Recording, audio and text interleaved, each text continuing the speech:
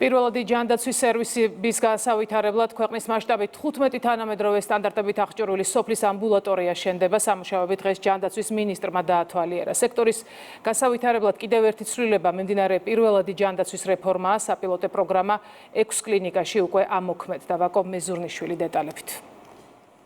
ჯანდაცვის მინისტრი წყალტუბოს და ზესტაფონის მუნიციპალიტეტებში სოფლის ამბულატორიების მშენებლობის მიმდინარე პროცესს გაეცნო.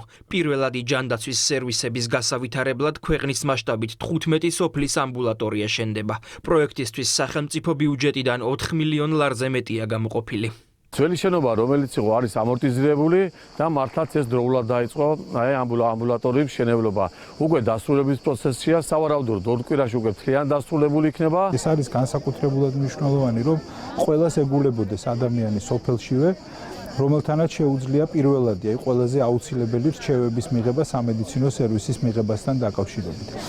არანაკლებად მნიშვნელოვანია კვალიფიკაციასთან ერთად თვითონ ექიმებისა, რომლებიც არიან საკმაოდ კვალიფიციური ექიმები, რომ ისინი გამართულ ინფრასტრუქტურაში ახორციელებდნენ თავიანთ ფუნქციებსა და მოვალეობებს. სოფლის ამბულატორიების მშენებლობა და აღჭურვა თანამედროვე სტანდარტების შესაბამისად მიმდინარეობს, რაც პრევენციული ჯანდაცვის სერვისებზე ხელმისაწვდომობას გააუმჯობესებს. პროგრამა თვითონ მნიშვნელოვანია იმ მხრივ, რომ ძირითადად ორიენტირებულია პრევენციულ ჯანმრთელობაზე, ანუ ჩვენთან პრევენციაზე, დიაგნოსტიკაზე, კლინიკაზე და შემდგომი მიმართულება პაციენტისთვის, სად, როგორ, რომელი სპეციალისტის ჩართულობა გვჭირდება. 7000-მდე მოსახლეობაა და მაგათ უწევთ სამედიცინო დახმარებას, როგორც დიდებს, ისე ბავშვებს.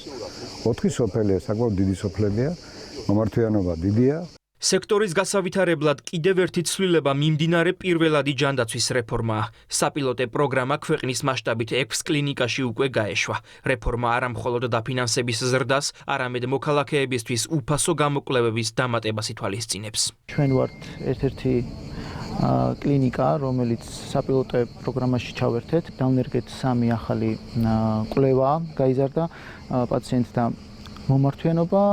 საპილოტო პროგრამა მიმდინარეობს შეუფერხებლად. ამ დრომდე არსებული ინფრასტრუქტურული მზადყოფნა ეს არის გარკვეული ეტაპისთვის დამოკმაყოფილებელი, მაგრამ რასაკვირველია სჭირდება და რასაკვირველია რეგიონებს სჭირდებათ ისინი იმსახურებენ გაცილებით უფრო მოსახერხებელ, გაცილებით უფრო მეტად მაღალი დონის და თანამედროვე სტანდარტის სამედიცინო სერვისებზე ხელმისაწვდომობას. ამ თვალსაზრისით გვაქვს ბუნებრივია ხედვა და გარკვეული ინიციატივები თუ როგორ შეიძლება გაუმჯობესდეს თითოეულ რეგიონში, თითოეულ მუნიციპალიტეტში.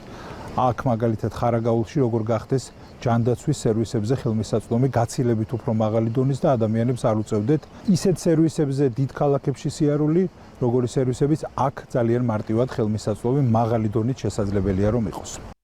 პირველადი ჯანდაცვა სისტემის ერთ-ერთ უმნიშვნელოვანეს რგოლს წარმოადგენს. დროული და პრევენციული სერვისების მიწოდება პაციენტის ჯანმრთელობასა და დაავადებების გართულების თავიდან აცილებას შეუწყობს ხელს.